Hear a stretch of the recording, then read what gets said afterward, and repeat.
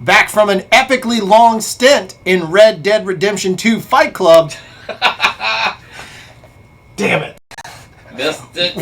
We're back live just to talk about random crap that we talk about. Oh!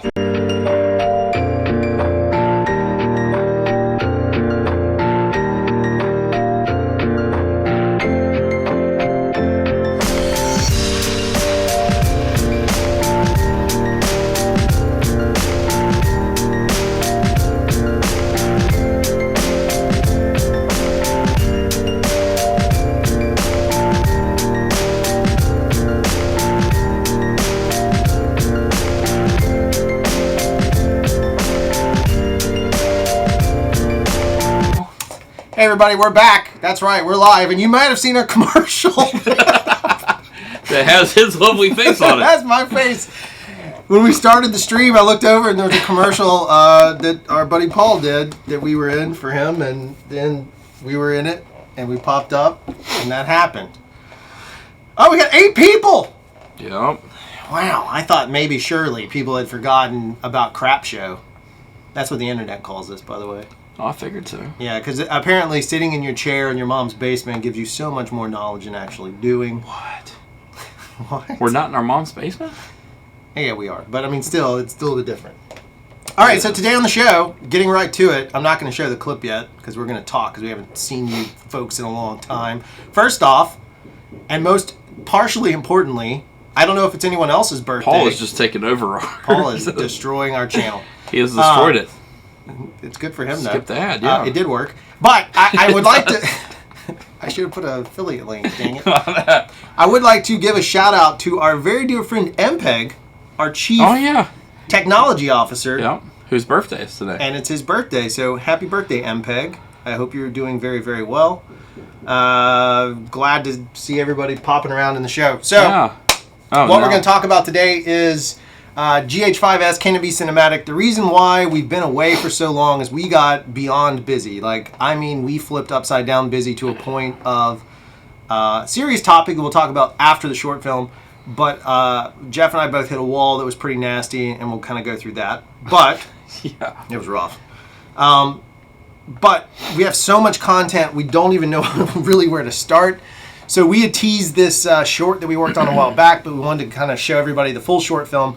Don't worry, this is a 1080p stream, but shortly after this video, possibly tomorrow, I think is when it's set up to drop, a 4K version. It should be 4K, we'll see. I tried to do an anamorphic version of it, but because it was, but we'll see what YouTube says. Mm-hmm. That should drop tomorrow, and you can watch the short film that way without having to sit through this live stream. Yeah. Or, if you're watching this and you came from the future, which is the past here, because you watched the short film and decided you wanted to see us talk about the short film and how we did it, then you came back this way.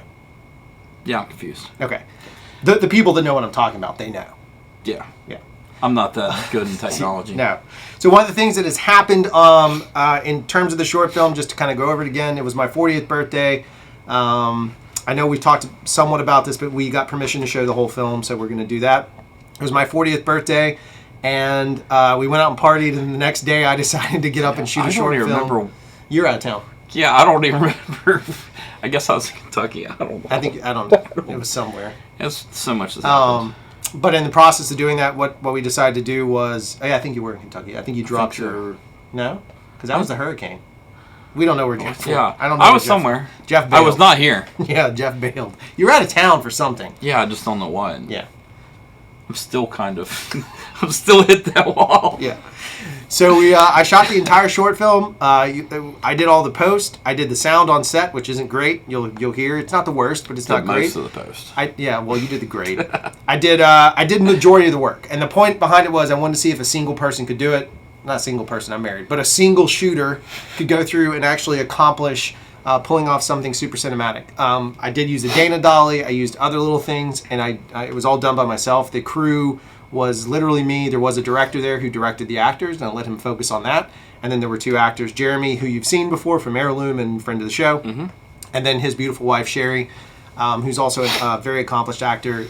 She was there as well, and so they weren't allowed to touch anything. So I did all the labor side and then dumped it in Jeff's lap after the edit was done, and Jeff graded it and it turned out pretty nice. Yeah, I think we got a pretty stylized little piece out of it. Yeah.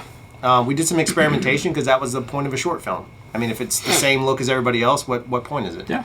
I think it turned out like looking like grainy business. Yep. I think it was good. As always, so for Christmas, Oh, yeah.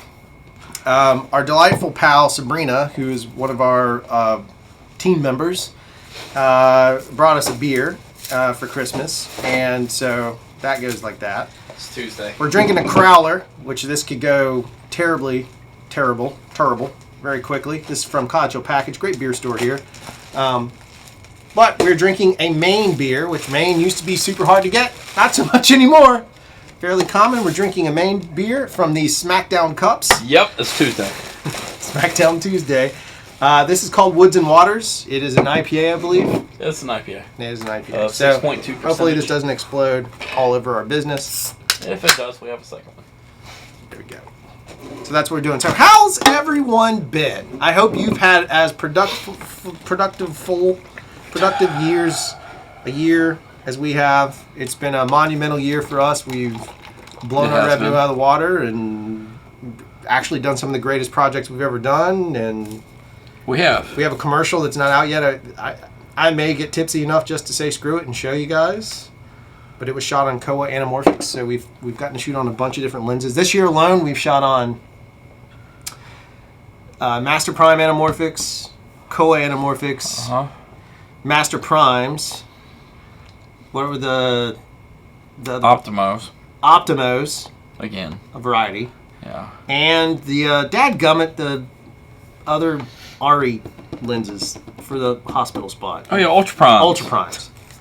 Jeez. Yeah, I forgot about the Ultra Primes. And we don't own any of them. We rented them all. Oh yeah. Yeah. So that's how it is. And I see that Geoff is here. Yep, I was just watching your little short that you put out Geoff, 2 days ago, Jeff. Much. Pour with care, I did. Yeah. Don't worry about it, MPEG. We got it. Cheers, fellas. Cheers, fellas. And then also... ladies, guys, persons. Cheers, persons. MPEG, I can grab a beer with you at the end of January, early February. That's science fact. Ooh. I'll be in North Carolina for a couple days. That is delightful. All right, so I'll jump into it. For those who have never seen it, they don't have to deal with it. Yeah. I'll jump straight in, and then we'll talk about other stuff. So I'm going to show the short film. I'm going to warn you if you're watching this at work or around children that may be sensitive to repeating the F word, or you're highly offended by the F word. This also has a small bit of violence. It's very small. It's suggestive violence. Yeah. It's suggestive. But there is language. There's some language in it. I just want to give you a heads up. There is. Headphones it, or if you're in a space where it's okay, cool, watch it that way. Sound's not perfect. Yeah. It's good enough. I'll talk about the process, and Jeff will talk about the process and kind of our approach and answer any questions you might have. I will say this. We still are shooting on every camera we can get our hands on, and there's lots of cameras out there, so fun stuff. This particular piece is GH5s. That's true. And I guess that's about it, yeah? Yeah. Okay. That's about it. So, here's the short.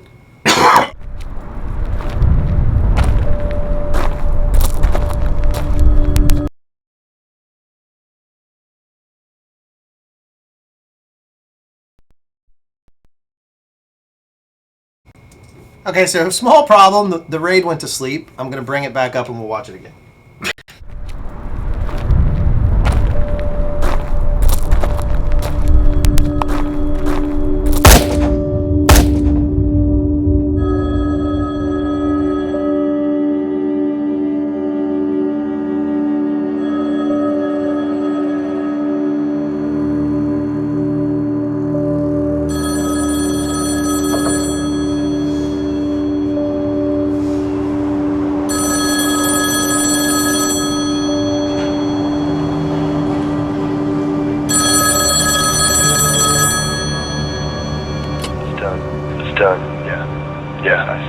I said it's done.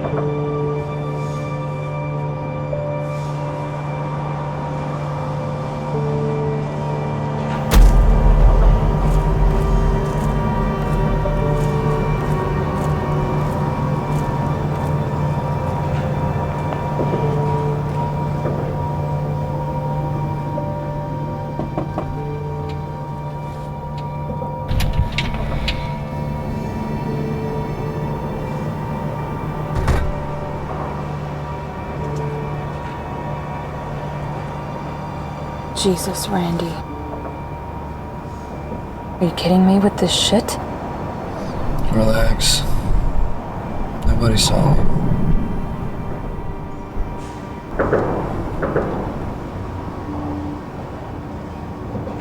Oh, now I know you're kidding.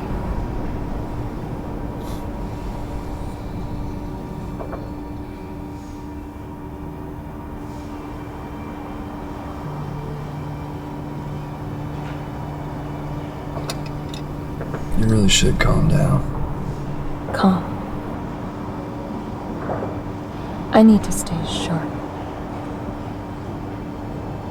This shit is falling apart.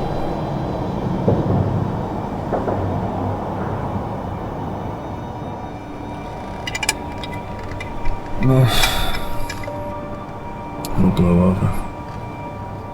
It always does. Says you. I've been doing this a lot longer than you have.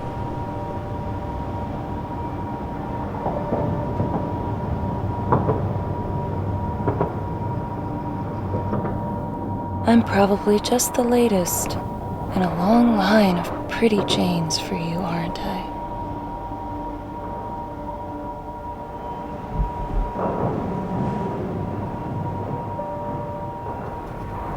Best not to get too close. Form intimate relationships.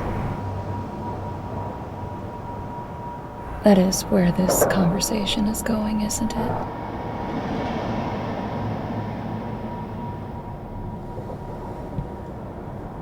You're a pretty girl. You know what you were getting into. We both did.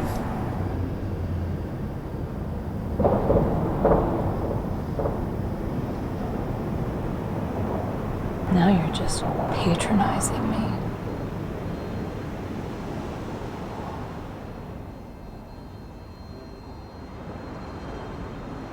That's why it worked. Worked.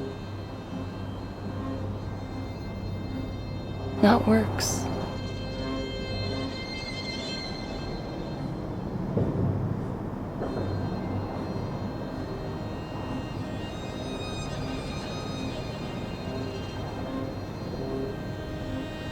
Look, I just didn't know who else to call.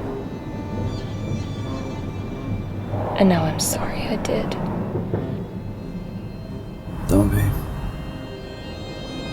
It's not like you could call anyone else.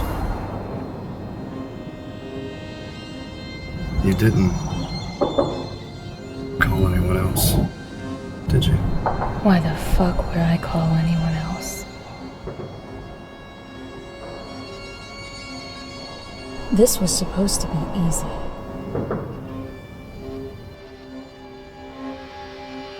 Where'd you get that from? From you. You said this was supposed to be easy. All I had to do... It started easy. It just got complicated.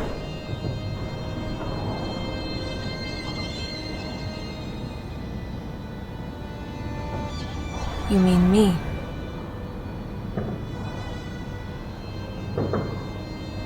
I made it complicated.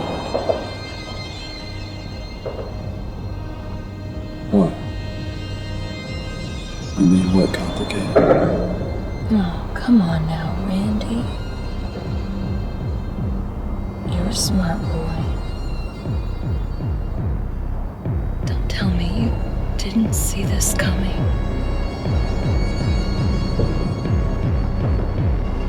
No. No. Oh my god. Fuck. I am so stupid.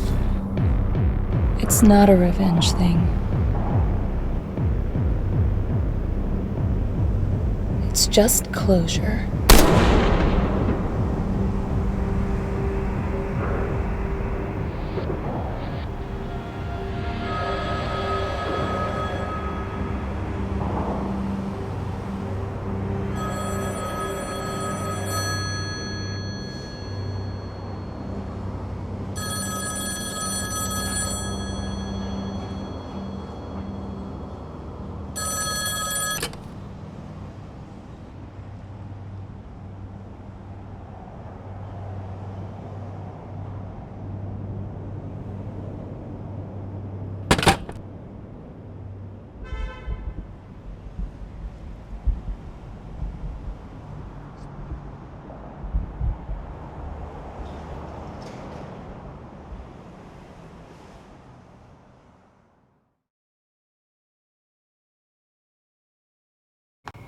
And All we're right. back. Whoa. Feedback. There you go. So that's the short. Shot on the GH5s. Putting it together just to do it. So I'll talk a little bit about the process, and I'll bring up some clips, or I'll bring up the short again, this time muted audio, and we can kind of talk over it. One of the big things about it was that originally the gag behind it and the reason for the simplicity and the absolute non-perfection of it is that it was a 48-hour film festival scenario. And so we shot that, edited, got it all cranked out, turned around pretty quick. Very quick. And so it was a very quick turnaround. So you just kind of have to go with the flow on those kind of things. But one of the things I think is really important to consider in that is not about a pat on my back, but it's a pat on anybody's back. You don't necessarily have to have a boatload of people to pull off something if you do due diligence ahead of time, like planning your locations and finding spots and kind of putting those pieces together. To credit RT, the director, I mean, he did a fantastic job in finding some good spots, or having ideas of where he wanted them, and then we found the spots. I showed him a bunch of places. And then you just have to stay inside of it. And of course, like every director, he started trying to add stuff on and not being a jerk about it. That's what he should be doing. But he started trying to add additional shot sequences on, and we just didn't have the time to do that. That's not the focus. The purpose of this was for us to crank out this short, make it very stylized. The inspiration behind the piece was Killing Them Softly. And so, or for me, visually it was. And so I kind of went in with that treatment, knew how I was going to shoot it. Again, didn't necessarily need the stabilization. It was a mostly stoic piece, but we went through and kind of approached it knowing that the GH5s on a handheld rig is okay. It does fairly well. But in too much motion, or if you're just physically holding the camera, not on a rig, sometimes the stabilization is not the best and you get into challenges. But I feel like it achieved very close to a 35 look, if you will. Certainly felt like a Super 16 vibe to me. Yeah. And that's one of the things that Jeff and I talked about when I shot it. I told him what I was going to do, and I pushed things. I let some highlights go. If you notice in the background, let's actually pop it up. This should work. Yes. But if you notice some of the highlights in the background, I just kind of let them roll off. And not roll off, but just be gone and just deal with the fact that I was parked in the shade on a bright sunny day. It would have been kind of nice actually had it been cloudy, because I think you would have been able to save some of those pieces. Oh yeah. This first shot here, even there's a VFX element. You can probably notice it now, but if you look at the left side, it's not a perfect VFX piece. Again, I painted in a reflection to paint out my reflection. I'm actually in the glass there. In order to achieve the shot, we kind of had to go Finchery and do some gaggery, and we did that. It was one of the kind of approaches.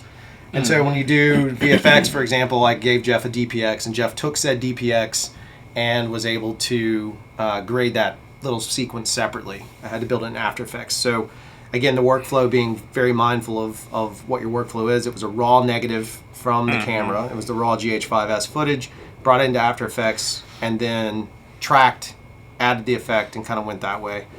But as we got into it, you'll see like some of the highlights, we just let them go and kind of lived with it that way. But the color, in terms of the design, was very much part of the discussion way earlier sometimes than I think a lot of people consider. Jeff and I had kind of talked through what the plan was. And you'd already had it in your head. Can you talk about it a little bit? Yeah, I already had it in my head. Killing Them Softly is the big part, because I have had the pleasure of seeing how that grade was built in the color suite. So I took that, and then also with the highlights being the way they were and the announcement of Ektachrome coming back, kind of threw the two pieces together and went very Ektachrome / Killing Them Softly. Cool 70s vibe also thrown into it. And don't get me wrong, the car moved around a good bit. So it wasn't just like we parked the car one time. I mean, part of that cinematic approach is considering your angles of optimum light and how we were going to play it. So the cars actually moved. Like to get this shot, we had to turn the car a certain way. To get this wide framing, we had to have a certain angle. Jeremy's side doesn't necessarily line up in the real world, but again, just knowing to move the car back and forth. Sherry's angle here, this front quarter angle versus the one where she's kind of looking through the barrel, is two separate parking measures. So, I mean, there's a lot of manipulating the car in order to kind of get the reflections and the light that we wanted in order to do that. And I only used like one piece of Duvetine. Everything else I kind of just lit with bounce or whatever I needed to kind of fill it out. There's like some bounce on the dashboard to kind of lift the glow up a little bit, but very little lighting, external lighting.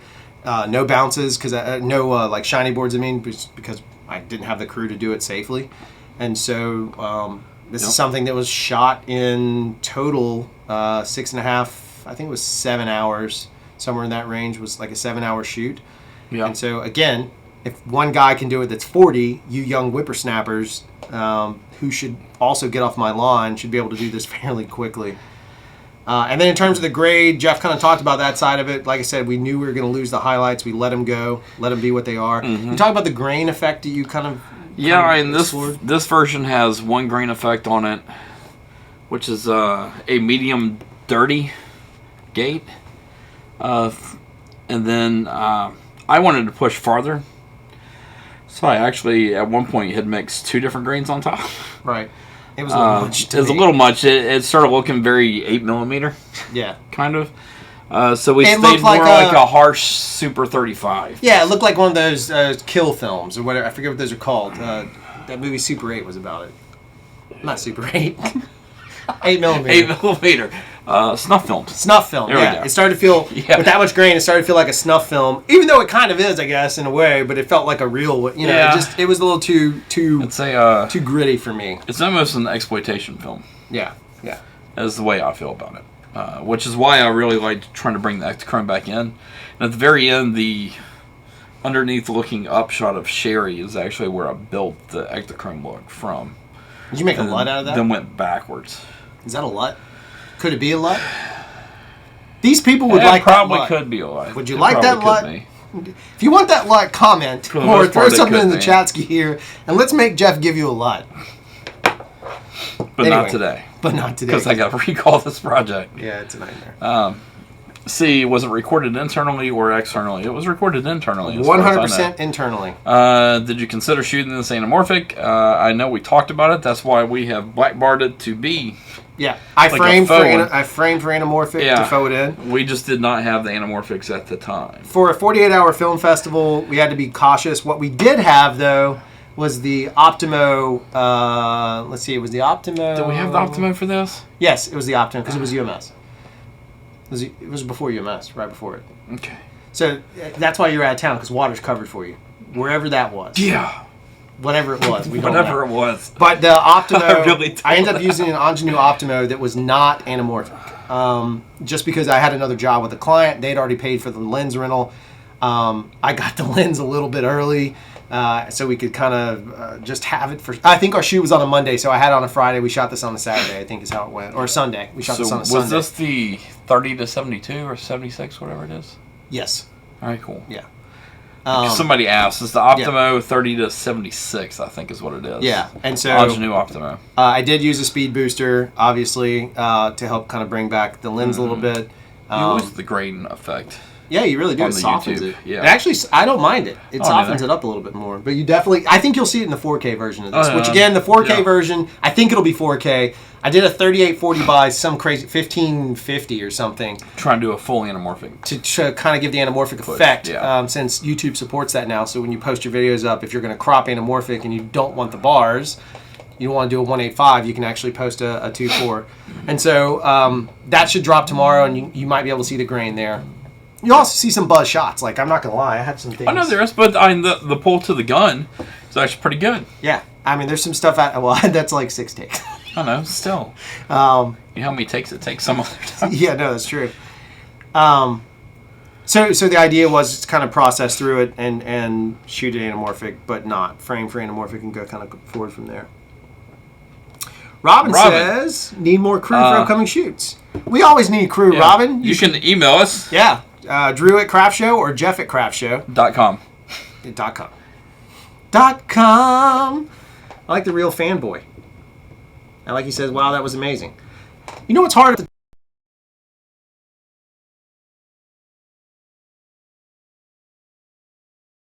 Just wanted to say sponsored by There it goes. We lost it completely. Yeah. We might still be live, might not be live. Who knows? It says we're live. Yeah, there we are. Oh, look at that. Whoa. Yeah. Yeah, so Cool. the hard drive keeps going to sleep because, like an idiot, I forgot to put it on the other one, and whatever. You guys know. It's technology. Yeah. It happens that way. So, yeah, that's the short. That's how we shot it. The approach was to shoot everything at, basically, I tried to shoot everything at a 2:8:4 split, with the exception of some of the close-up profiles when they're looking down the barrel or in that 3/4. Those shots, I did go ahead and push to a 2.8, so I was swapping ND. I want to bring it up again because I've seen this show up. I've tried to stay out of most of the GH5 groups on the Book of Face because I find them delightful and sometimes very frustrating because people are really mean to other people, and I'm not going to get involved in that sort of debauchery. I'd rather play Red Dead Fight Club. It's not the only groups that are No, it's a lot of them nowadays. But I just want to encourage you, if you're shooting and you're not using ND, whether it's a screw-on variable ND or a screw-on straight ND, or you have the luxury of a matte box and you have drop-ins, I just really want to encourage everyone to stop using the shutter to control your exposure. It's just so frustrating to me. Now, some people love that look, and I get it. Certainly, if you're trying to do that Saving Private Ryan vibe, I completely 110% get the look that you might want out of Saving Private Ryan to have that kind of crisp shutter vibe to it. But please, for the love of God, don't be frustrated when you've slammed your shutter down and the motion looks weird because you wanted to look super smooth and cinematic looking, and you've taken your shutter to a 90 because you're not buying ND. Just for the love of God, just buy some ND. Yeah. It's cheap, and you know what? You can buy Best Buy ND, and it does pretty damn good. It does. I don't remember what job that was. Was that Paul Xavier? No, I don't know what Paul. No, it was somebody else. It's after Paul because we broke it on Paul. I Yeah. think. Where were we? We were out of town somewhere because we went to Best Buy, and then we got some. And we went to Whole Foods and got some chips. Where the heck was that? Was it Beeham? Oh, yeah, it might have been. It might have been Beeham. Might have been Birmingham. Yeah, that's what it was, because we broke it down. It was on the drive up. We stopped there originally. Yeah, it was at Birmingham. Sorry. No, it's Chattanooga. No, it was Chattanooga Birmingham. was meanormous. Yeah, Chattanooga is a day that lives in infamy that I don't know if we should ever talk about. Oh, I'm going to talk about it right now. In Chattanooga, if you go eat at the best burger in the South, I believe it to be the best burger in the Southeast. I think that's a fair statement. Yeah, definitely the best in the Southeast. The best burger in the Southeast is at a place called Main Street Meats. And if we've told this story, I apologize. I don't think we have. Jeff and I both went to Main Street Meats. Now, this thing is like, if you look at our Instagram, somewhere it's on our Instagram, somewhere in the back, this burger, or just footage of it somewhere on the YouTube something. But the burger's like, it's like a mound of delicious meat. And so we consumed said burger, at which point, normal body functions happened. Farts ensued, right? But then someone decided to cause, what's it called? Genocide of the farts. That's the name of your book. Your new self-titled autobiography is Genocide of the Farts, and blew up the toilet so bad in the bathroom I had to exit the room to go downstairs for me to go blow up somebody else's bathroom in the hotel. We blew up the public bathroom and our own. We destroyed the hotel. It was like a rock star moment for us, except with feces. But maybe those guys have that too. I don't know. I'm pretty sure they would have to at some point. Welcome back to the show, guys. We've worked poop into the conversation. I'm sure my wife's watching. She's probably like, "Oh God," rolling her eyes. Yeah. And this isn't even that strong of a beer. It's really not. The one thing I will say with shutter control. I might have boned you. Oh, that's fine. Don't change that crap and not check your monitors that are in shots. Yeah, that's another one. We've talked about that I think before, but like if you're changing your shutter for some reason and you end up you have screens or flickers. You have screens of flickering everywhere. Synchro scan's not going to save you if you've already jacked your shutter up. So I don't know. It's a personal thing, but I absolutely cannot stand seeing like beautiful footage just with a crushed shutter. It just drives me nuts if it doesn't need to be. Yeah, and sometimes you have to for 60 frames and stuff like that and higher slow-mo shots. Don't know if you missed it because of the hard drive sleeve. If the Optimo was on PL. No, we did mention it, but I guess we were off the air for that point. It was an EF mount Optimo. Yeah, which you can rent from places like Lens Rentals or Bar Lenses if you're in the States. Yeah, I don't know. Lens Pro to go. Is that your new one that you're getting shamelessly paid by? No. It's then why are you plugging them? It's the new one that I found that actually... No, they're pretty good. We'll rent 2 different types of lenses we were looking for con. Oh, you're kidding me. No, just now. All right. Like, just knew we got. As we've said a lot, rent. Rent your lenses, rent them. Rent them and be happy with the rental on them. I think it'll make you a better filmmaker if you rent lenses as opposed to owning them. Not to say you can't do amazing work with an owned lens, but I think renting glass yields a much better result. So, yeah, that's kind of the vibe of the short. We don't really have much else, so if you aren't here to hang out and talk about random crap, you can stop watching now. Though the watch time helps, but I also appreciate your time, whatever you're doing, because God knows. So earlier we mentioned... Is there a question about the short? Oh, yeah, go ahead. Sound design by Trev. Yeah. How was the short mic'd and recorded? All right.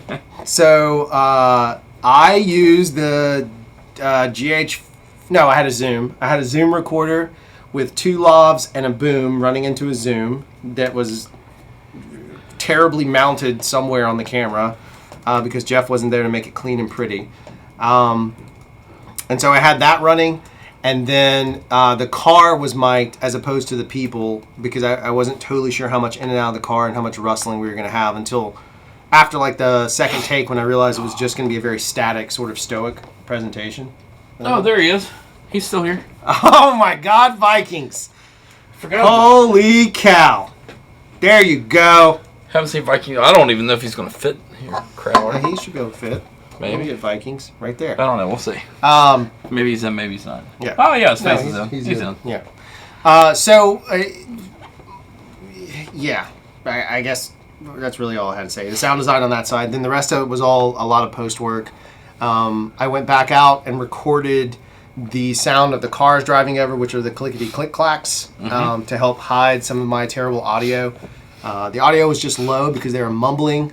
Had I known that and the stoicness, I would have mic'd the person as opposed to doing that. I also, at the time, did not have a great shotgun mic. We had a good one. It's good enough, I should say. Now we have a better mic that's given us and yielded us much better results. And I would have had beautiful audio had I had that microphone. So that's kind of what we did there. And then the rest of the design was just from years of filling films. Like when you just have to fill, what's called filling a film is when you have to fill in every single sound for the most part. You have to fill in all the sounds. So there's a lot of like rustling sounds that are fake. Yeah. There's a whole lot of sound design. It's something like 32 tracks of sound design elements just kind of stacked on top of each other to kind of get the feel that we wanted. And then the music was Artlist, which again, I cannot shamelessly plug them enough. They have yielded us great results and have really helped us push our clients over. They've been very happy with it. Yeah. You do need to be a little bit of an audio editor. It's not like Premium Beat where you get the cut downs like the 15, 30, 60. Yeah. But if you're a good audio editor like I am, then you can get away with it. If you're a great one like Melissa, Melissa's a fantastic audio editor. He's actually blown us out of the water. Yeah, he mixes songs like... Yeah, he does he's very, a champ very well. At it. So, just shameless plug for Artlist. And I think there's a link somewhere. If he's watching at some point. He's if not. He's at work. We'll just have to figure out 2:30, so about 35 minutes in. Yeah. So we can put this on repeat for him whenever he thinks that we treat him and to back anybody else up, just to let you know, this is kind of a fun, personal thing. Oh, let me go back one more second. I'll come back to that too. So one of the things we mentioned earlier on in the show was that we hit a wall. Both Jeff and I, if you notice, our last kind of broadcast was September 28th. Then we kind of started going forward again and started picking up momentum. And we did some streaming for the con commercial that we were shooting, which I can't wait to show you guys. That's a beautiful, very abstractly nice piece we're very happy with for that client. But Jeff and I both actually hit full burnout. Like we both mentally shut down mentally and physically. Yeah, I mean, we hit full burnout, and we took Thanksgiving off. Basically, the week of Thanksgiving, more or less. No, Wednesday. Wednesday through Sunday. Wednesday through Sunday, Jeff and I both took the entire 5 days off. I had a playcation.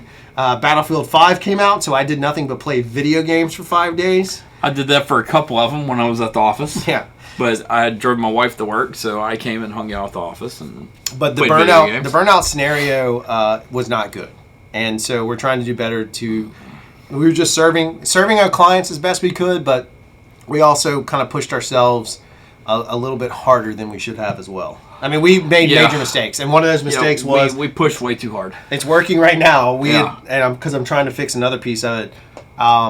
At some point along the way, we didn't pull footage and formatted the card, and then had to go through a whole process to unformat the card. Which, by the way, I've used every single unformat tool on the planet, and the best one I found is called Treasure. It's a little pricey because they do it per clip, but they actually gave me my clips back when all these other ones, I think I've spent close to $300 on recovery now. And the other ones they just never did it. They would get the data off, but it would be corrupted, or the sound would jump, or it would be out of sync, and it was a nightmare. For whatever reason, whatever Treasure does, they do it very well. So if you do lose footage on the GH5s, in fact, I think I had talked to Matt about it, and he was like, he was bringing up the format challenge, and he didn't know how to fix it, or, I was asking him if he knew of any tricks, and he was like, we had the same challenge with it. So just giving you a heads up if you do get in that way. Burnout caused that. Me and Jeff made that mistake because we were burned out, and we were still working, and we shouldn't have been. So just a little And we were burned out when we figured it out. Yeah, oh my God, it was bad. It was not a pleasant experience. I see lots of craft shows going on there. Yeah. Trev giving you credit for the sound levels. Oh, thanks, man. I was very picky. Pilot talking about shutter share in Canada. I guess is a way to share gear. In Canada, shutter share for your lens rentals. Or ShareGrid. I've never used ShareGrid. I can't vouch for it. I heard somebody got some stuff stolen from ShareGrid. So I think it matters on the city you're in. Geoff Fagan, did I get my Foley from Artlist? No, I made it. But you can find good Foley on freesoundeffects.org, I think it is. And you can just donate a little money. But they have a bunch of sounds that are free. Like Artlist does do sound design now, though. No. It was just a free thing. Oh, just it was a free thing. They had a free bonus pack to download a bunch of free sounds if you haven't done it. Anytime I see free sounds, I grab them. I'm crazy about it. They're either good or bad or awesome. You never doesn't know. matter. I do the same thing. I do it with graphics. Premium Beats got a buttload of them right now. They got a buttload of crap that's free. You never know when you're going to need it. Most of it's junk, but why not just have it? They have a bunch of LUTs too. 17 LUTs they have. I haven't looked at them because I don't really care. I have Jeff. I don't need a LUT when I have the ultimate LUT machine. But yeah, they were good. So the other thing I was going to tell you guys, and I haven't told Jeff this. I mean, it's not that cool of a story, but so I got hired by Comcast Sports from the Bay Area because DeMarcus Cousins, who's a basketball player, if you're not a big sports ball person, DeMarcus Cousins is from down this way, and he was doing a Christmas charity thing. And so they asked me if I could get some coverage of it. So I took the GH5s, built it onto the shoulder rig, had it all prepped, had a Cinema Prime. I just took a 50 with me. I had the Sigma 18-35, but I didn't need it. And then that was it.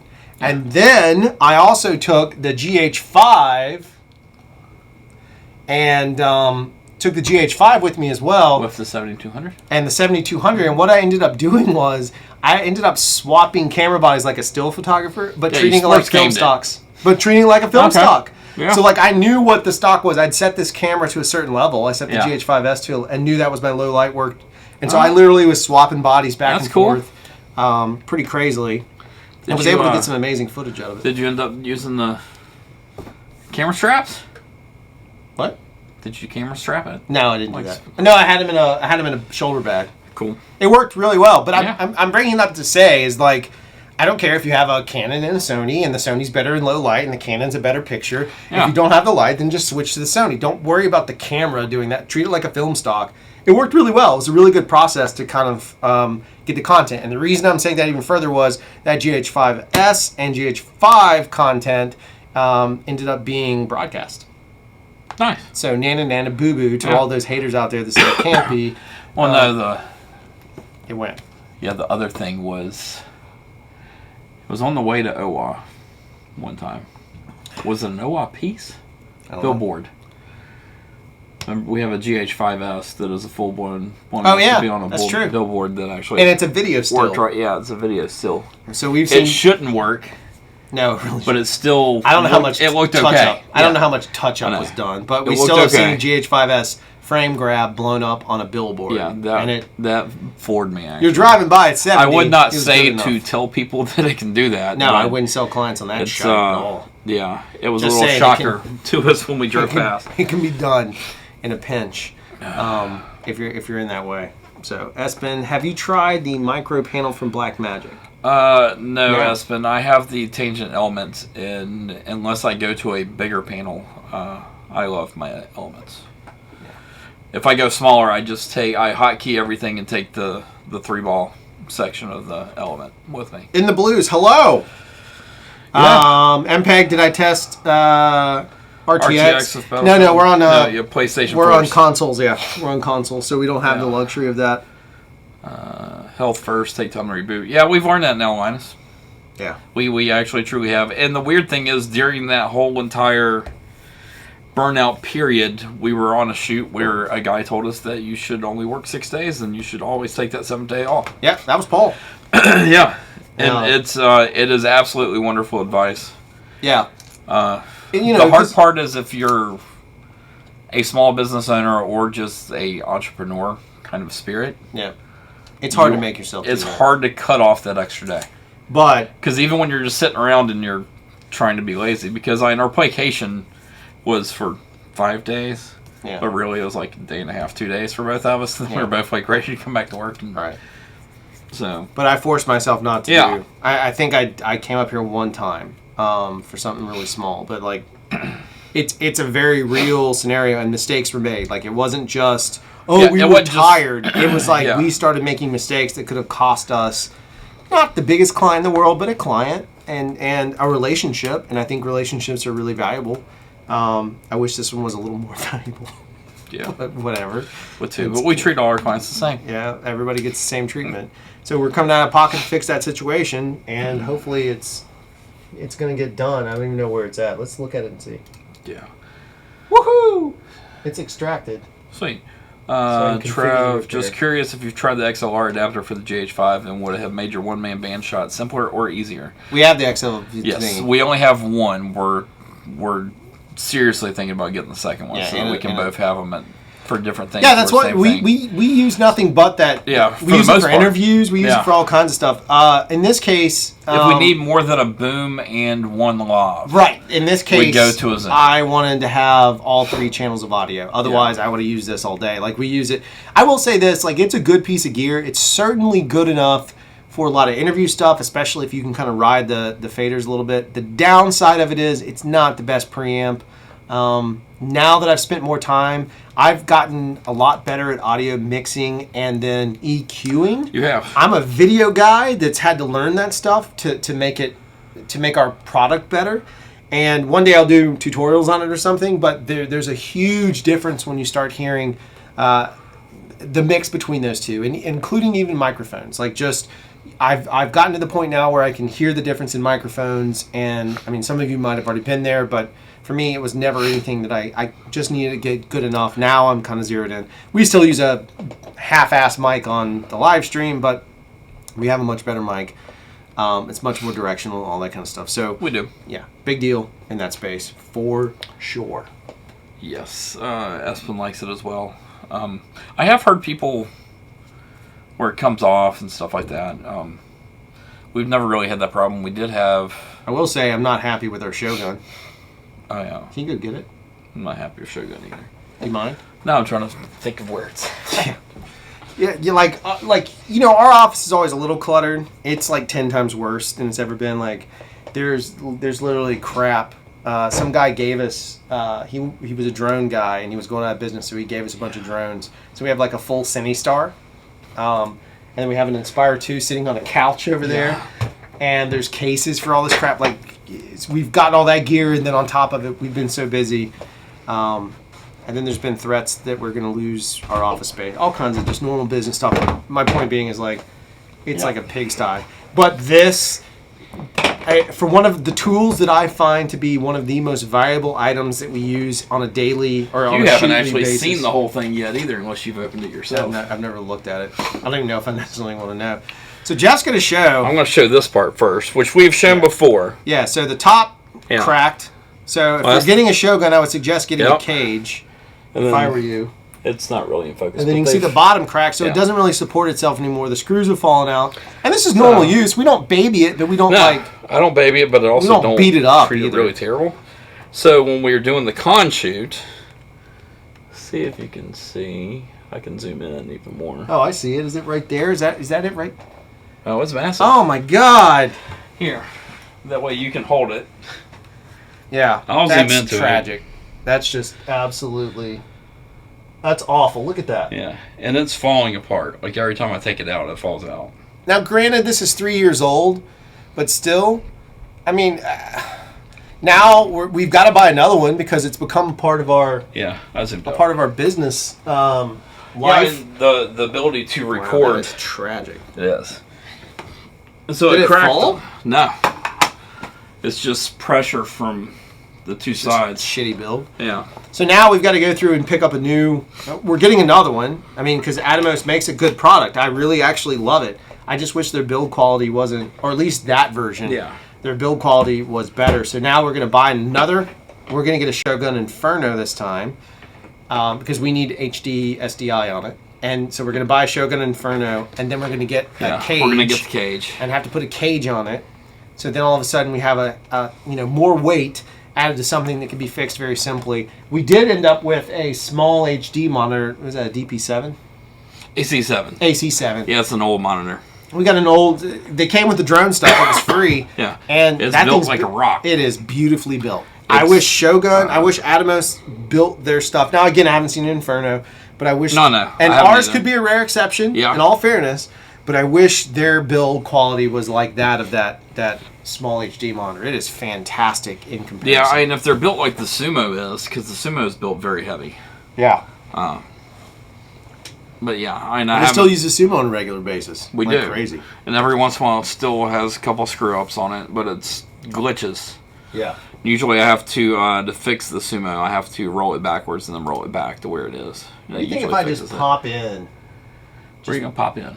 Well, I really want to pop that in. Yeah, I know. I don't know. I don't either. What about I don't CA know. South?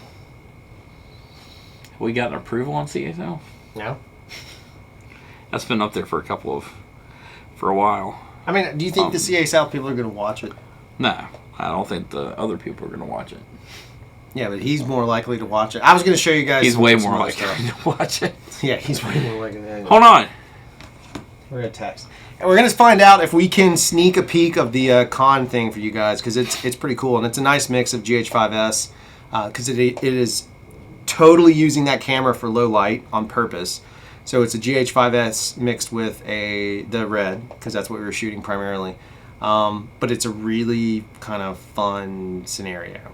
And the lenses we were using, of course, were those Kowa anamorphics. Not like the consumer version, but like the pro level. Same lenses they used on the Arrival. Is it the Arrival or just Arrival? No, this is Arrival. The Arrival. The one with the weird aliens? Is Charlie Sheen. Yeah. Not the Charlie Sheen movie, the one with that chick that looks like the other chick from The Office. Is that fair enough? And Hawkeye. Yeah, Hawkeye. And Forrest Whitaker. Whitaker. He likes wet beer. I don't know what you want to say. Yeah, so we can show the con thing. It's a Genghis Khan promo. That's where it comes from. Yes, con jokes were made there, Thomas. We did make some con jokes. We're going to find out if we can show it. If we can, great. If not, nothing else. What's going on in your world? Someone share with me. Espen, you're a globe-trotting beast of a filmmaker. Espen, tell us what's happening in your world. I'll read it. You people can read it there, but the people that aren't reading it, I'll read it out loud, and we'll ask you a question, or anybody doing anything fun. Let's have a small conversation about it and see what it is. This is your chance. Shine it. If you post a link, I don't know if we can repost it, but we'll try. And we can watch something like, hey, Has anybody got the balls? We put our stuff out there for you guys to critique. Oh, sorry. You got the... You got the balls! Does anybody have the balls that wants to get a critique on something, wants some feedback? We'll do it live, as a team, as a family, as a community. Anyone? Any takers? That's just where we're at. That's kind of what we're doing. Waiting to hear back on that. So Red Dead Redemption 2 is the most boring video game ever made. Just thought I'd share that with you. I hate the game so much. We do have a nice little argument in the office about that, kind of. But yet all 30 of us are still playing it. Yeah. I play it the least. Yeah. I talk the least about how boring it is. It is the most boring game I've ever played. But there's Fight Club in the online, apparently. Yeah, Jeff was telling me. So I found about the... Oh, we there have a you little go. teaser. Client says you can do it. Yeah. So this doesn't have the full graphics in it because this is the piece we pulled for our demo. So this is the the Genghis Khan trailer, right? So this particular client is a museum, and they have a Genghis Khan exhibit coming. We'll just show you that. Let's see. Let's see if we can get it to work. Yep. Looks like it's about to happen. So Oh, it is. you're the first public to see it. Yeah. First people to see if it's not a client. Yeah, the client, and then now you guys, shamelessly, we'll just show it, and then you can tell us what you're doing. All right, here we go.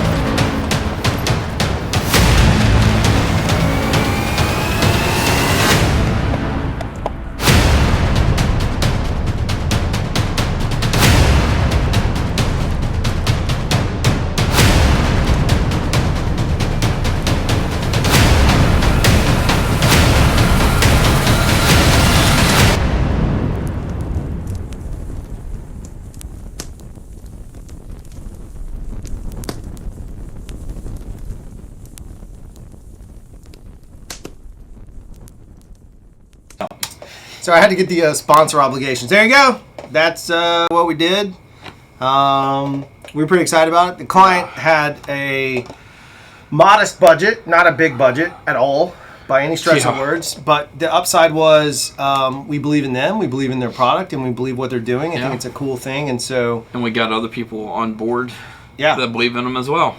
Yep, so we closed down the equivalent of Bourbon Street. Our downtown is really busy, much like New Orleans Bourbon Street is. So we closed that down. We did shoot on the deadest night we could, which was Sunday night. We tried to shut it down. Yeah. And had so, one of the most awesome cops with us. Yeah, we had an amazing police officer that was our courtesy officer, and she did traffic for us. There's a guy named Chris Odom who has a company called Firefly Media Group. Firefly Media.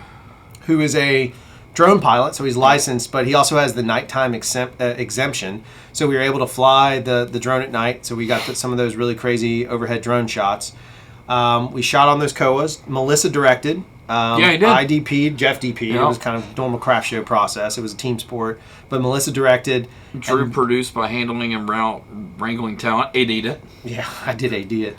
We had a horse, which is always interesting because the horse cooperated 98% of the time, but the 2% he didn't was kind of awkward. Had an actor that we had no idea if he could act, ride a horse, or anything. Speak English. Yeah, any other. The actor is an actual Mongol. He is from Mongolia. Yep. He comes with the exhibit, which is cool. He's like one of 4 people that can cut these stone masks. So don't worry, next time you see us, we're going to have these badass stone masks. Yep. And probably rob banks. Jeff, most of it actually, a lot of that is going to be red footage. There's a good amount of GH5s. It's probably 60-40. Yeah. Because you got drone in there. Yeah. It's 60 red, 40 mixed between drone and GH5s footage. Yeah. A lot of the detail shots are GH5s. Yeah. The flare detail footage is mostly red. Yeah. So it's a pretty broad mix. Yeah. But again, they work flawlessly. It was the same thing. Like you can't. The reason we used the GH5s or had it there and had the PL mount for it was so that we could utilize some of the low light areas that we might run into. Yes.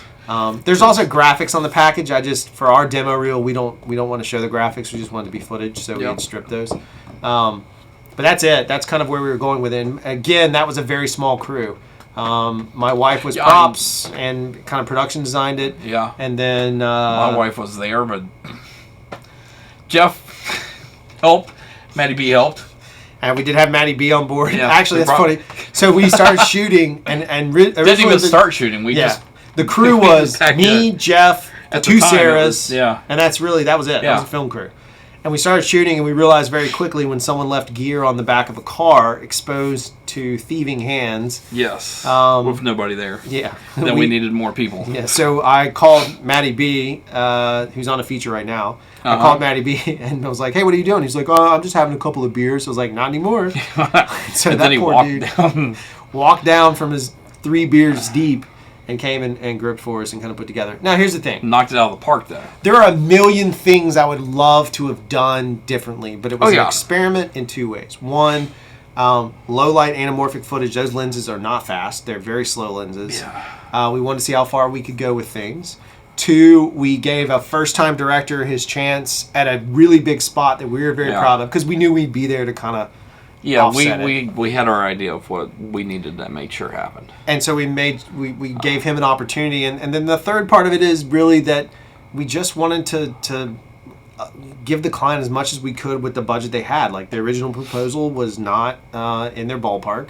And so we tailored the quote to fit what they needed. And then we've delivered beyond that. So we've delivered a 6-second YouTube bumper. We've delivered like a 15 square, a 60, a 60 square, a 30 broadcast, 4K anamorphic. That one, it's the full trailer like that 15. one is 4K anamorphic. Yeah. And then we did it's 4096 by 1716. And then we did a 19, or no, yeah, I did a 1080 widescreen version. So we did all and sound design the whole thing because that's all Foley, that's all fake, and built the whole piece out from the bottom up just to see what we could do. And that's Jeff's cut. That's Melissa's edit. Yep. So that's Melissa's cut. I tweaked a few things here and there, but we thought he did a good enough job, and he did a great job. You got to stand behind your people, and when somebody did that good of a job, it's worth standing behind them. So he did great. There'd probably be things that me and Jeff would have done differently in the cut, but at the end of the day, there would have been nuances and not necessarily going to make a change how it relates to an audience, right? So that place normally gets their commercials from a local news station that does them for free. So the fact that we were able to kind of help a client, made a little bit of money, but help a client and really for us just blow something out of the water that's nice for our demo reel is always a plus. So there you go. I'm not looking for a lot of love on that. I'm not here to fish it, but we did want to share it with you guys because, again, this is a channel about production. It's a channel about growth. It's a channel about building your business or getting to be a better shooter or filmmaker or whatever you might be. And so I'm just encouraging you that, if we can do that kind of stuff, so can you. So there you go. So many questions. Federico. If that was a show on the History Channel in the style of Vikings, I would watch it. Yeah. No joke, Jamie. Like, tell me that wouldn't be epic. Because, like, the Marco Polo show was okay. I think that was Shere Khan and not Genghis Khan then. But it was okay. Yeah. But I need a little more, like, rock and roll action to it. Just something to kind of move it about. To kind of push things forward a little bit. Yeah, Robin, you're a local, so now you've seen a spot no one else has seen. There you go. Had we streamed beforehand and you had known about it, you could have come worked with us. We would have gladly had you there.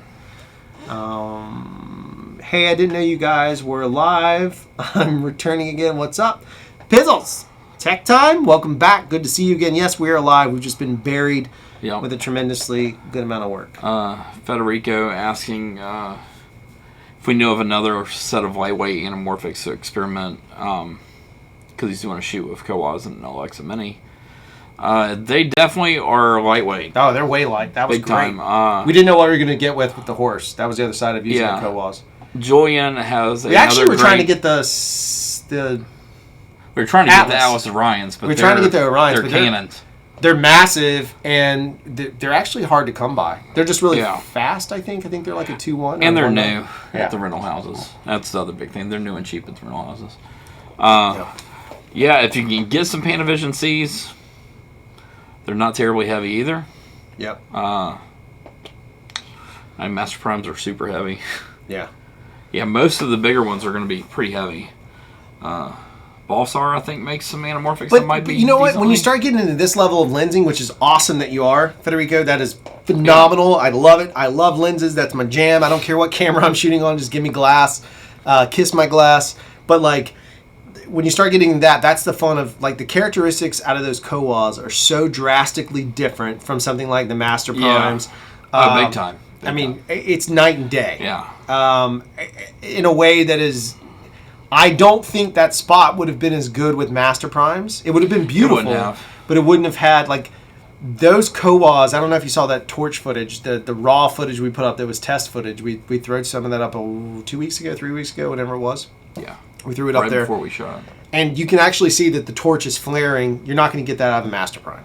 You just won't. I mean, you might a little bit. You could if you get the full flare set on both sides. But if you get, But then it's going to be a massive flare. Yeah. And so being able to kind of like... I put them close to Cooks. Yeah. Like anamorphics. Yeah. And their look. They flare the same. Sweet. Good job, Julian. I love anamorphics. Most of the shoots I've done for a long time are sphericals. Yeah. I know a couple of DPs that are massively heavy into them now. Yeah. I wouldn't think that you would. The only thing I would think that might be lighter than Kowas are going to be these little makeshift projector ones. Yeah, but I can't. We're doing, but then you've got double focus and single focus. I just don't have time for that. Yeah, I don't either.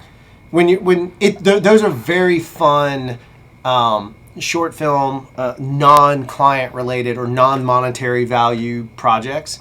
You might be able to make monetary value out of it. I'm not taking that away. I'm just saying that for us, like, we have critical focus times, and there's not everything is perfectly in focus in that. I mean, no, and there's some. The Shogun went down, so we went back to the old heirloom days of. Yeah, Shogun went down, but also, and there's creative intent when we were doing it, like the 48 frames in the bar. Yep. And the slow pull kind of that goes to them that should have, like, going back into it, we should have snapped focus. Of course, there's little notes like that. Yeah, stuff like that. Because but shooting in an open bar is a stupid idea, and I'll never do it again. No, definitely something I would. That's like that biggest dive bar, one of the biggest. Yeah, if you're at one of your biggest dive bars in your city and trying to shoot. Robin, that was at Haley's, if you know what Haley's is. Robin, since you're from here. Yeah, that's kind of the stack of it. Like, you guys got to see something that... Yeah. You know, we're proud of it. We're proud of Melissa, more so than anything else. He was pretty destroyed after it. Oh, he was very destroyed. It's kind of funny watching him process. We came back the end of that night while I pulled footage at 7 o'clock in the morning, and he freaked out. But I mean, it is what it is. You still have to get through it. You know? And never during that process did it get bad, actually. I don't know how it is other places, but at least in our experiences, one of the challenges of being a director, we're director DPs, so we have a little bit of luxury, but one of the challenges about being a director on commercial work is that the creative director, if it's for an agency, trumps top boy. Yeah, is the person who's has the power at the end of the day. And that was one of the things that Melissa, coming from the film industry, wasn't used to, is that creative director, which in this case was me, was responsible for making sure that so we tried to give him as much leeway as he could, but there's a few times I had to get on to him for... Well, we still have to deliver the product to the client. And he didn't do anything wrong, he just was being a director. You just got to let it roll off. You just got to fight up to that point and roll off and kind of move on with life and go from there. In commercial world, at least for us, since we're such a smaller amount of people on our crews, it runs really, really fast. Yeah. I'm just going straight down to the very bottom in the blues. VFX Todd did answer your question. GH5s has a little bit of a red tint to it that's more neutralized compared to your GH5 with a green tint. That's 100% fact. GH5 does go a little tunny green. You can either correct it in post. Our friend Jared Budlong actually corrects it inside the camera himself. Sure so there's ways to do it. But yeah, under true white balance, stuff like that, it can still be that way. Right. Our crews It varies Yeah, pretty it drastically. does. If we're doing docu-style, it's 2 or 3. Yeah. I mean, that's what it is. We've gone up to 20 plus. Yeah. If we're doing a big things. commercial, we've had like massive crews. Yeah. The airline was a pretty large one. Yeah, but technically, first OWA was huge. But Shoe first Station OWA was massive. Yeah. Shoe Station was really massive. That was a big crew. It's actually, now that we've gone longer as craft show, that was probably too many people. It was way too many now. Like, I look back on it and see. The one thing I will say is it was nice. We had a really proper UPM on that one commercial. Yeah. And the 2 things I've decided that we won't skimp on if possible. Yeah. Well, really 3. Obviously, always, I will never skimp on art department, but that's a separate issue. Yep. You're pretty much going to be able to get them. You can fight for art department, but I will never skimp on a quality UPM because after the fact, a legal issue arose when one of the actors in this particular commercial decided to mouth off on Facebook because the agency ran the commercial again. And he didn't know about it, and he got pissy and started acting like a jerk. Yeah. She had organized all the contracts so that, for me, it was very easy for me to go back and retrieve them in a Dropbox folder that I had. She had made my life so awesome. It showed when they were paid. I mean, it was a beautiful thing to have a proper UPM. One of the things that we often do is I assume that responsibility. Jeff handles the post-production side and make sure the delivery is there, and then I handle all the budgeting and producing side. But it was really nice to have somebody else handle that. Cost me some, but it was nice to have it. Yeah. And then the last thing being sound. I'll never skimp on a sound person. I'm not going to overpay him either. No. As a business owner. No. But I just won't skimp on a sound person. If it's a docu-style piece, that's a little bit different, but sound person. We have to deal with that already. Yeah. I'm going to go back up here. Yep. It's probably something we've answered throughout the years. I know we have once when I was in DC. It's a hard industry to get into. It's taken me 4 years to get to a point where some paid work coming in. Did you guys find you did a lot of free work? No. I did a little bit of free work at the very, very beginning, but mine was not film oriented. Don't do the free work. No. I at try least not get paid something. Yeah. And even if it's trade. Yeah. Even if it's trade. Look, dude, barter stuff. So we just did a spot. I wish I could show some of that. It's fun too. But we just did some spots.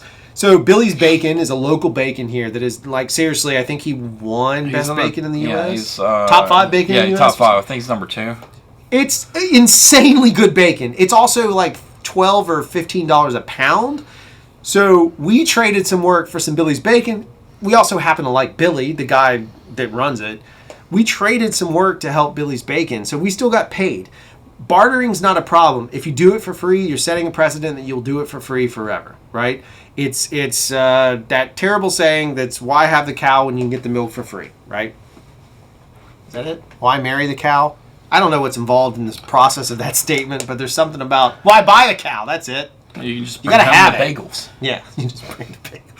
Point is like, don't give anything away. You can get something out of the arrangement, even if it's a small amount of money. Go ahead and set that precedent now and change it. The other thing, stop doing line items. If you're doing a line item budget, I'm telling you, guys, we have turned the biggest, not profit. We've had to turn the biggest, gross that we've ever had in 3 years of existence. It's our biggest gross, was because I took away line items. I completely removed line items from our budgets, and we only give them the number. If they nickel and dime it, we adjust the budget. We don't show them line items. So I have 2 budgets I work off of: an internal budget, which represents Jeff's hours, Melissa's hours, my hours, any vendors, any crew. Yeah. So we know what all that is. Right. But outside, the client only sees the final budget, and I'm telling you, it's a huge difference. I promise you'll see revenue increase if you go down that path. It's the best tip I can possibly give, next to don't work for free. I know it's hard to break in. I do get that. We came in at a different time. We did. But do that. The other thing is, if you are going to do something for free, make it charitable. And the reason why is because you can find a much better story. Put the story first. Tell a story. I don't care if it's for a church or a community or some kind of shelter or something else that is a non-for-profit. Putting that first and then telling someone, yeah, I did that stuff pro bono for them because they're a non-for-profit, is a much stronger standing than, yeah, I did work for a lawyer. I mean, come on, guys, it's a lawyer. Now, don't get me wrong. Like, we're doing the work that we did for the bacon was for an agency that makes a ton of money. Yeah. We just like Billy that much. Who and might you can have make made those a lot of decisions. money off We've of had a that. good We year don't know. financially, Yeah. so we're okay with it. We also love his bacon. We love Billy. Yeah, but Billy's the real reason we did it. So if they're not your friend or not somebody you can see again, also trade for points, which is an old film term, but you can also trade your work for points. Like, if your work is worth, I don't know what you charge, let's say you're $100 an hour, and you're going to work 8 hours, so you're $800, then you should have 800%, good grief. You should have $800 worth of whatever the valuation is, if they'll trade for that. And then hopefully they're good people. And if they don't pay, then you took the risk. But again, I would always try and get something. It'll make your life much better. Yep. No, I'm just going to go ahead and say thank you in the blues. In the blues, thank you so much. Yeah. That's beyond kind of you. That truly, that is absolutely amazing. Got to come back up a little bit because we got a little bit here. You might have to drink that right there. Oh, no. We can't have drunken episode 2. No. Where's okay? Yeah, and for the most part, Trev, a lot of these smaller jobs that we do here around where we're at used to be just Drew and I doing everything. We're still a small operation. Yeah, and then we added Melissa, who helps with a lot of stuff now. Yeah. Because we got overwhelmed. Yeah, so we're starting to bring him in on things. We've had a couple of jobs where Drew's had to go shoot one job and I've had to go shoot the other job. Yep. So, I mean, we keep it lean. We have to because we're a small business. But at the same time, when we get overworked, after we've realized we're getting overworked, we've started to make the necessary steps to hopefully help with that. Are you guys going to try the Blackmagic Cinema camera? Try, yes. Buy, probably not. Try, yes. Buy, probably not. I have been playing with some footage for a little while from one of our friends. And yeah, and so far there's a lot of things I really like about it. Yep. There's some things that I've... He shot that stuff really well, too. Yeah, he did. I don't know if he wants to be mentioned or not. So, link to one of my favorite projects for a live view. Yeah, for a whatever. Live review. Go for it, Linus. We'll do it. Send Drunk episode 2 and bacon. Maybe we'll have to wait until we go pick up our Bakeman shipment. Yeah, if we do Drunk episode 2 with bacon, I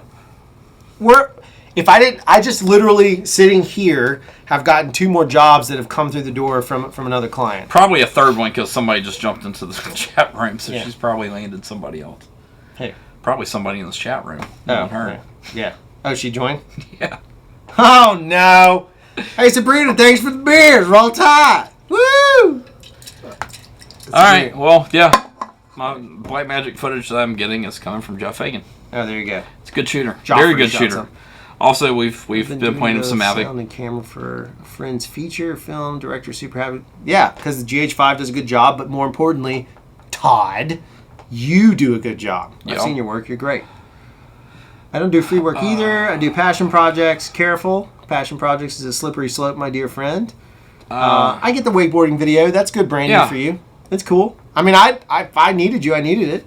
Well, Josh Holland. I agree. I mean, I do passion projects too, but I do passion projects in a different way with a lot of people. Wait, nobody click on the link that Linus posted yet. We all have to watch it together in weird delay. I make people pitch me for passion projects. Yeah. And if I truly do see your passion in the project and you can push me to be passionate about it, then I will possibly do it. Yeah. So are we going to do this? Yeah. Linus, if you put something terrible in here, you will be punished. Jeff, click the link. We're loading it. It's a masterclass. Masterclass. Wow. Oh, it's Dead Mouse. Is that what it is? Yeah, is it Dead Mouse? No, skip the ad, bro. I'm going to. I'm trying to make it bigger so we can actually see. Can we hear it? Do it. Yeah. So are we going to do this? Yeah. Linus, if you put something terrible in here... So you're getting a weird audio loop as we watch this video. Oh, this is something Linus shot. Uh-huh. It's a masterclass. Masterclass. Wow. Oh, it's Dead Mouse. Is that what it is? Sorry for the background audio. Yeah. Linus, we're going to mute it so we can... I get the vibe of the song. I just don't want to have our audio overdoing it. Nice, man. So we're watching Linus. I don't know if you guys are watching Linus's thing. We're watching it with Linus in the chatski. That's what we're doing. I missed the titles at the beginning. I almost think this is a wedding video, but apparently it's a music video. I'm being completely raw, full creative director mode here. It shot well. You shot a lot of 60, it looks like. 60 or 30. I'm assuming it's probably 60.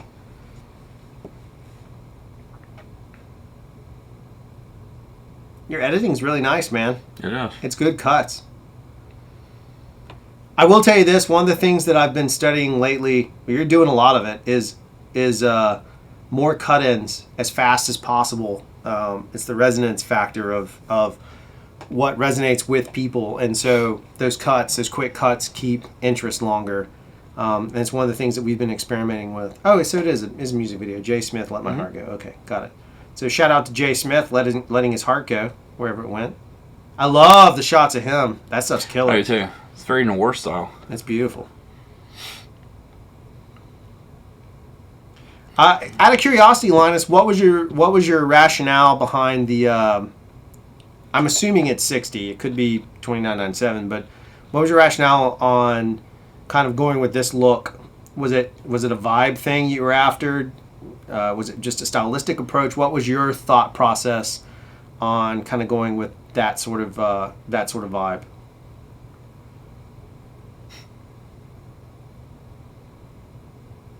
It's good looking stuff. I hope you guys are watching this. It's kind of fun. This is a fun thing.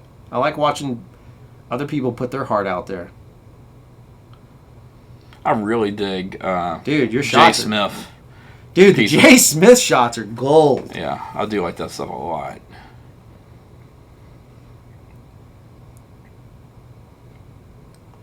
That's Jeff on a Friday night. That guy drinking that whiskey, driving an old car. That old car works, so it can't be me. Is that Jay Smith right there? Because we haven't really seen Jay Smith's face. Or is that just an actor? It's got a shining vibe. No, that's Jay Smith. Jay Smith looks tough. He looks like Dean Ambrose. Oh, wrong song. I love the overheads, man. I do too. I love them a lot. A whole lot. I'll tell you, one of the things that agencies told us that they wanted to see more of was not just boring overheads, but well-composed overheads. For whatever reason, we had 3 different agencies tell us they wanted to see more overhead shots. If you notice, we include some more of those in the con video, but they wanted to see those. That's great, man. I think it's really good. I think it's really good. My thing is the music pieces with Jay Smith are phenomenal. I love the way that looks. The rest of the spot is great. I happen to absolutely love the other bits.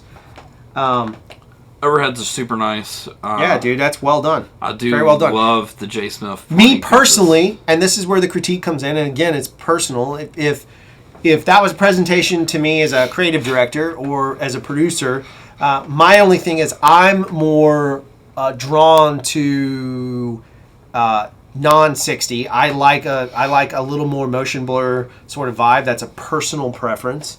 That's to me that. But again, I can still see the aesthetic qualities, the strength in your work. So fantastic job. Trev, is it a tad too desaturated? Skin tones feel like they could use slightly more punch. I actually... Not on my laptop. I thought they were... In a weird way, I feel like it almost should have been selective focus. I would have liked to have tested selective focus on it, where it's just the skin tones. Yeah. 50. Okay, cool. So essentially, are you, Linus, pardon me for not knowing, are you in a PAL territory? Is that what we're seeing? I bet so. Jay didn't want to be focused in the video. That makes sense. That's totally like every artist I know. The problem is, one thing I've learned, the label wants him to be focused. They want him to be in that side of it. Like, it's that weird presentation thing of putting them forward. By the way, if you ever have a chance to look up a dude named Crap. His name is not Crap. River Dan. Oh, yes. Oh, my God. If you guys ever have a chance to look up this dude named River Dan, I highly suggest it. River Dan is the real deal. Most bizarrely unique. I think he's Sam Elliott from Tombstone as a child. Could be, but I hope if you find him that you hear his regular voice and then a singing voice. Yeah, you got to see. 2 different voices. If you can find an interview with him, it'd be great. Yeah, pal. Okay, cool. I get it. I totally get it. A lot of people love that look. I think it's fine. I too. I thought it was good. I thought the video held up. I thought the music was great. It's good. It's really solid. I love the shots of Jay Smith. I love them. So somebody asked if they could show something. Of course, why not? We're here. Yeah. I don't. I think it was Robin. Yeah, you can throw it up there. Robin, throw it up there, bro. Yeah. From my standpoint, Post-wise, I would say I would have liked to creatively like to have seen it select a focus. Or a little bit more saturated with a more crushed midtones. I don't know. I don't know about you guys on the saturation.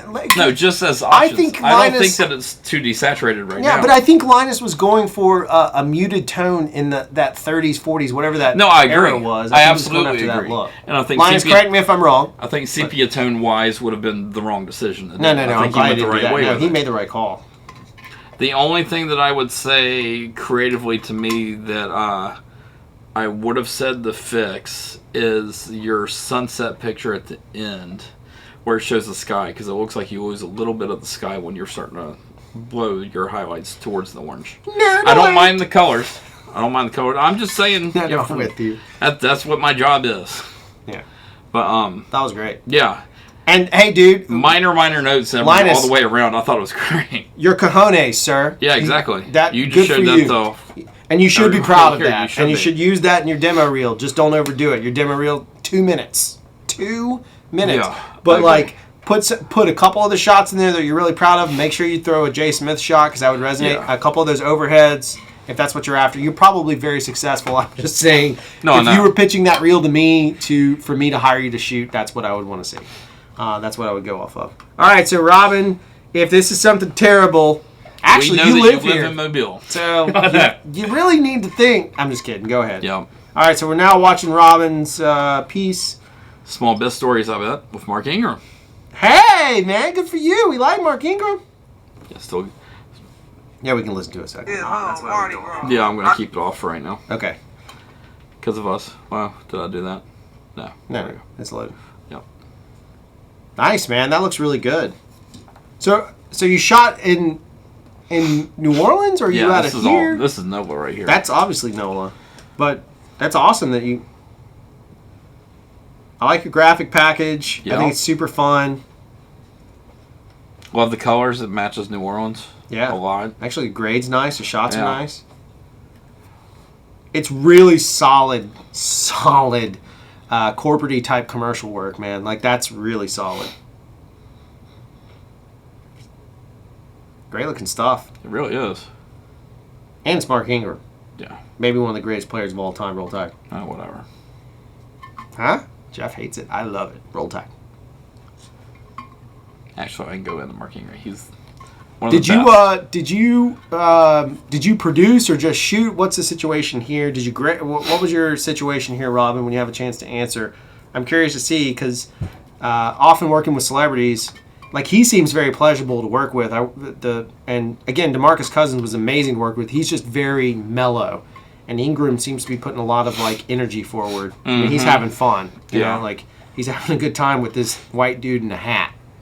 So good for you in putting that together. It was directed by a Jersey filmmaker. We had a crew of 7. Wow, nice. Cool. Yeah, it's really good stuff. It's got good national energy to it, for sure. They match pretty well. Yeah, the one thing that I do like... I do see a magenta shift on this. Yeah, there's slight shifts, but I mean, it's perfectly fine. It's good. It does not take me out of a story. So, I don't mean to be snotty about it, Robin, but I'm going to let it play for about 3 minutes, and then we'll zip forward, just because I think it's fair, just based on timing. But I will watch it later. I'll snag it out of the chat and watch the whole thing. I'll just keep it up right here. Yeah. I really do like... just shooting. Well done, man. It's good. I like that we have... you better believe it, Jamie. Closed caption. Yeah. Hopefully we want to... I'm going to say that's a 35 mil. Is that a 35? I'm going to go with a 35. I'm going to go with a 35. And I'm going to say it's an F. It might be a 5.6. Yeah, I'm thinking 5.6 myself. Go with 35, 5.6. That's what I'm saying. Yeah, it's no zing, dude. No, not at all. It's a small business story. Yeah, it's good. Yeah, it's very nice. I don't know, Sabrina, I don't know if you watched it, but this is the kind of stuff that we were talking about the other day. It's kind of fun. We might borrow some ideas, Robin. So thanks for sharing. Mm-hmm. That's what this secretly is us getting ideas. That's what we do on the show. We steal everyone else. I don't want to go too dead air. Yeah, that's good. Yeah, that's 3. Yeah. All right, so Robin, I'll check the rest of it out. It's good. It's super solid. I don't have any, me personally. That's the kind of stuff that we often do to make money. And that we're really happy about when we're done with it. Yeah. I think those are really solid pieces. I think that kind of storytelling.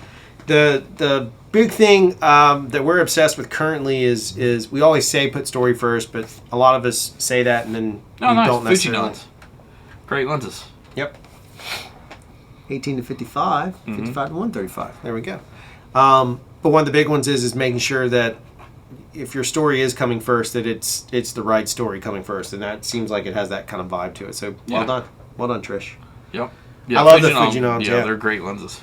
You remember when they were giving away those lenses at NAB? I wanted one so bad. I wanted to win it just because my life would be so much easier on some of these projects without it. Good old Fujis. Funginon. That's what Trev put first. Funginon. Yeah, I'm just calling it out, Trev. Sorry, buddy. All right, well, we've gone over our time, our allotted time. Hour and a half. An hour and a half. That's a pretty epic live stream. It is. For our welcome back live stream. We're going to try and do it again. We'll try for next Tuesday. Yeah. No guarantees, and I think all of you totally get it. That said, if you have stuff you want to share or show or whatever, I think that's a very helpful way to kind of get feedback. I do too. I think we're all going to kind of get better at giving feedback because at first it's always like you don't want to hurt anybody's feelings. You want to be honest about it. You try and give constructive stuff. If you are an a-hole inside of the feedback giving process, I will gladly punch you so fast it's not even funny. You'll be right out of this little situation. In the meantime, I guess that's what we'll say goodbye. Hopefully not for another 2 months, over 2 months. It won't be. Yeah. We'll be back in December. Yeah. And again, I will put that out there. In the Blues, truly appreciate that very generous situation. We're going to take that. Marcus, do you know any books, videos, learning aspects, pre-production? Top of my head, masterclass stuff, but No, the masterclass stuff is decent. Thinking about pre-pro? Yeah. Pre-pro's weird. That's maybe that's a niche weird. market that we need to make. We should make a pre-pro video. I mean, we've talked about, we always ask people what videos we're going to make, and then we never make them, so I'm done doing that. Yeah. The big part is a lot of people go in, from what you can find, a lot of people are about the lenses and stuff like that. Yeah, but you need to know pre-pro, like scheduling and budgeting, art. You need to know every department, too, for pre-pro. Yeah.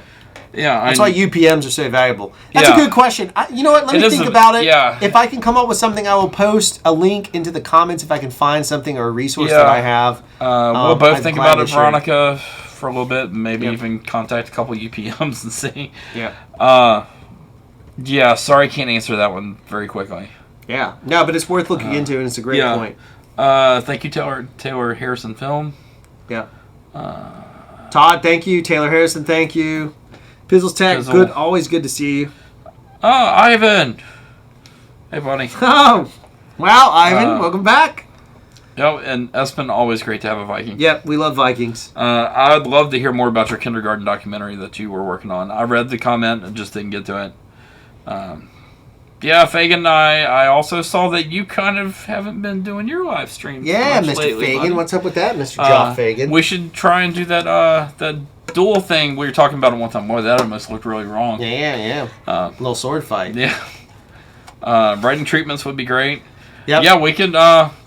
Maybe we'll do something on that, a live stream on it. The problem is that's just going to be a talkie. Like, this is basically a podcast that occasionally has pictures. Yeah, that's really what this is. Maybe that's what we're going to change the title of this. Yeah, and we can throw Melissa into it. Melissa wrote a good treatment for Genghis Khan. Jeff, I know you've been busy, buddy. We all have. That's good. Yeah, it's good to have a busy year. It's great for all of us to be busy. Especially at the end of the year. That's crazy good. Yep.